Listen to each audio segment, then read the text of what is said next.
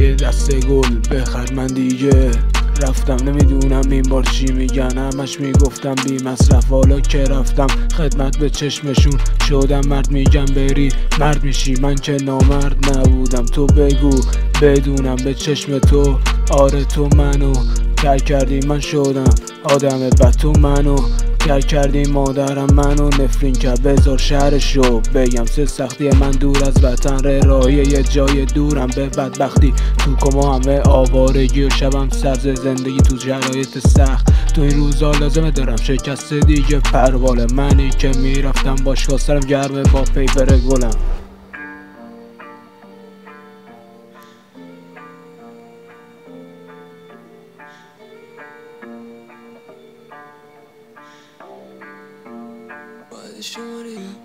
بیست 24 ساعت روی برجک، 24 ساعت استراحت تا سرت میفته پایین. زنگ میزنن نخوابی پسر، من اینجوری خدمت میکنم، تو با صندوقت خدمت میکنی. زحمت کشیدم کلام پایم بالاست، پادگانو کردیم لاس وگاس، ولی اگه یه بگاهی بدیم کل پادگان وگاس. حالا بازم مشکل داریم زحمت میکشیم، سلامتی هم سربازا سپاه ارتش انتظامی نخواد در ما بذاری کاری نکنیم از دستمون دخترت بشه فشاری. سه سختی راه دور به بازنده توی جمع خوب الف آوارگی زندگی در جای دور. سلامتی این همه کلمه که الان توی کلمه، بازم درد تومور تو سرمه.